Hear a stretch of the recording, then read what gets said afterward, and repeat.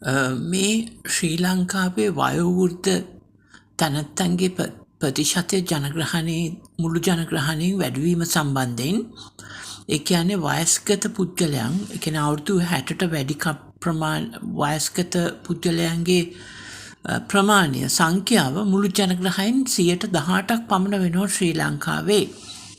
එය 25%ක් දක්වා වර්ධනය වේයයි පුරෝකථනය කළ තිනවා 2030 වෙනකොට.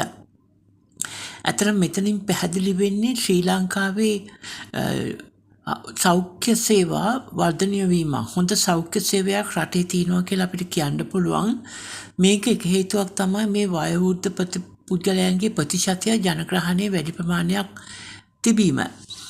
එතකොට මේකෙන් යම්කිසි ආර්ථික වර්ධනයක් ඇති කර ගැනීම සඳහා රජය උනන්දු වී කටයුතු කළ යුතුයි. විශේෂයෙන්ම වයස්ගත පුද්ගලයන්ට අවශ්‍ය භාණ්ඩ හා සේවා නිෂ්පාදනයට ව්‍යාපාරිකයන් උනන්දු කළ යුතුයි. විශේෂයෙන්ම ඔවුන්ට අවශ්‍ය බෙහෙත්, ඔවුන්ට අවශ්‍ය විශේෂ ඇඳුම්, ඔවුන්ට අවශ්‍ය විනෝද ගමන්, චාරිකා, ඒ වගේ පොත්පත්, ඒ වගේ දේවල් වයස්ගත පුද්ගලයන්ට අවශ්‍ය භාණ්ඩ හා සේවා නිෂ්පාදනයට රටේ ආර්ථිකය පෙළඹිය යුතුයි. එතකොට මේකෙන් අපේ රටේ ආර්ථිකය වර්ධනය කරගන්න පුළුවන් පොඩි ප්‍රමාණයකින් හරි. එනමුත් දැන් තරුණියන්ගේ කසාද බැඳීම් ප්‍රමාණය අඩු වෙලා තිනවා. ඒ වගේම දරුවන් සෑදීම child birth එක ප්‍රමාණයත් අඩු වෙලා තිනවා රටේ ආර්ථිකේ. මං හිතන්නේ මේක රටට එච්චර හොඳ දෙයක් නෙමෙයි. මොකද තරුණ ජවය රටක නිෂ්පාදන ක්‍රියාවලියට අවශ්‍යයි.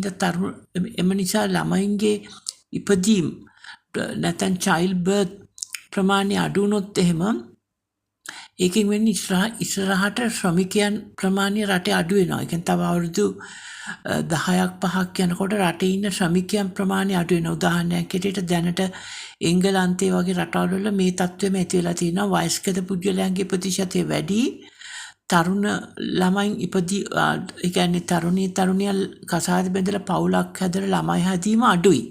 එතකොට ඔවුන්ට සිදුවන්නේ මොකද්ද? වෙන රටවල් වල ශ්‍රමිකයන් තමන්ගේ රටට වැඩ කර ගැනීම සඳහා ගෙන්වා ගැනීමට. එහෙනම් මේක ගැන අධ්‍ය අවධානය යොමු කළ යුතුයි.